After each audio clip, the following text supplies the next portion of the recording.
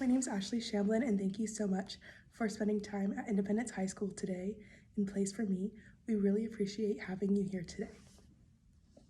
I currently teach PE here at Independence High, so you'll have a mix of 9th and 10th grade students for freshmen and sophomores, and they'll trickle in to get throughout the day. There'll be a mix of students. It won't just be solely freshmen or solely sophomores, so there's a mix in all of those. If you go to your sub email, I have attached everything you need to know for the day. I've sent the lesson plan throughout there, but in this video, I'm also going to go over it. I listed students that are normally helpful in my class. I could help you, guide you, just make sure that everything goes well. So my schedule for the day, I have first period, second period, third, fourth period. I have prep period, which is nice because then we have lunch right after fourth. Fifth period is I have another class, and then sixth period. After sixth period, you're done for the day, and it's really nice. Nice day. So for my class, I have a couple of rules or expectations for my students. One of those being you cannot use the restroom during class time. They have 5 minutes before the class starts and 5 minutes after class starts in order to use the restroom and change out and prepare themselves for the rest of the day.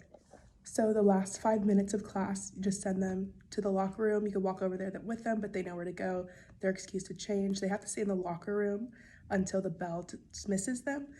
Same thing when they come, they have the dismissal or the bell that gets them into class, and then wait 5 minutes, and then they'll show up outside between the girls and the boys' locker room. At our school, we've also established a no phone policy. So our students have things called yonder pouches. They are supposed to be in the pouch at all times. At the end of the day, there are stations to where they can unlock their phones. They are not allowed to unlock their phones for any reason. It has to stay in the pouch. If you do happen to see a student with their phone out, please send them to student services and they will handle it there. If there are any students that are not dressed out fully, go ahead and write their name down for me, please, and then I will handle that as soon as I get back. Thank you. So just a breakdown of what will happen throughout each period. First, we'll start with meeting the students out in between the girls in the boys' locker room. They will line up on their lines or their dots. So they'll line up on their dots and you'll just take roll from there. If there is a student who's not on their dot, just go ahead and mark them tardy because they know that they should be on their dots. After taking roll, go ahead and walk over to the gym. One of those students or any student can lead you over to the gym, and the equipment will already be set up and ready to go for you. So we have been working on badminton for a couple of weeks. So last unit they focused on yoga, now it's badminton to fulfill that criteria, that standard. So once you get to the gym, go ahead and have everyone spread out, and they're gonna do some warm-up activities.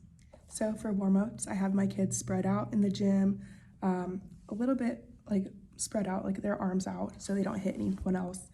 And then I have them line up away from the bleachers, that way that no one's in the bleachers, there's no one trying to sit there, mess with anything that potentially is in the bleachers. So just have them away from the bleachers, going from hoop to hoop, main hoops, of course. And then I just have them do warm-up activities. So some of these warm-up activities include just a jog there and back, and then after that, I'll have them do butt kickers there and back, high knees there and back, just rotating their arms, arm circles there, and then switch the other way, arm circles back.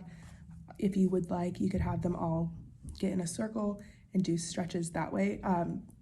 Try not to do stagnant stretches, meaning just they haven't warmed up their muscles yet, so it's really important not to do just start stretching because you need your muscles to be warmed up in order to start stretching. Otherwise, it could hurt muscles.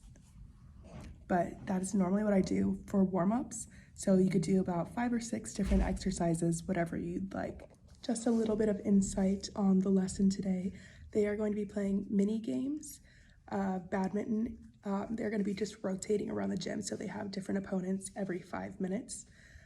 So if you could please time them, that'd be great. 5 minutes, please, each. So we've been working on this unit for a couple of weeks now, so they are pretty familiar with the ideas and concepts.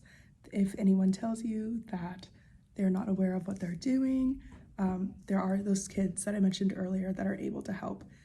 They're really good kids. They really pay attention in class, so they will be able to help, and their peers as well will be able to help them. Some things that we've gone over so far are backhand, which is backhand, forehand, hitting, striking in order to gain points, shuffling, side steps, and how possession works in the game. So those are some things that we've worked on, so there shouldn't be many questions on those things. It's more than likely they'll be able to do their own little thing in the 5 minutes. They know how to keep score and keep track of time, so it should go over smoothly today. Students will be playing in pairs of 2. If there is one pair of 3, that's fine with me. I do have an odd number of people in my classes depending on the class and attendance, so a pair of 3 is fine with me. I do have a couple of kids who are more shy. They're not very quick to try to participate, or they just need more encouragement, so please make sure to keep an eye on them, make sure that they are participating and getting the most out of their education. There are also a couple of people who might not be able to find a partner. That's fine, just please help people find their own partners.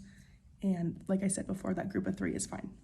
Before releasing the students to start playing their mini games of badminton, please make sure to remind them of safety and how important it is of their own spatial awareness, because they are using rackets and the birdies. It's very important to keep safety in mind. I also do allow my students to get water breaks whenever they need, as long as it's not too long of a water break. So if they need a water break, that's fine. A lot of them bring their own water bottles. That's fine as well. If they do not bring their own water bottles, there are water fountains around the gym as well. When there's about 10 minutes left of the class period, go ahead and have students put their equipment down and then come in closer for a cool down and discussion. For the next 5 minutes, please make sure that the students stay standing. It's very unlikely, but sometimes students will exert themselves to the point of fainting. So just make sure they stay standing while they're doing their cool down exercises. Some of these exercises could include pulling a flamingo stretch, which is you're on one leg, pulling your opposite leg, heel to your seat, and then switching. Another one you could do is arms, so putting your arm across your chest, pulling it towards you, and switching, same thing there.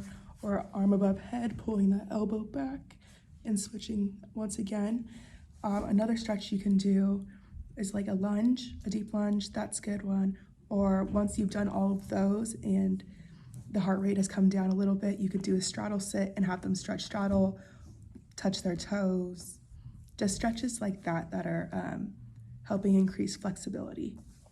During their cool down and stretching, if you could ask them these questions just as a reflection at the end of their period, that would be amazing.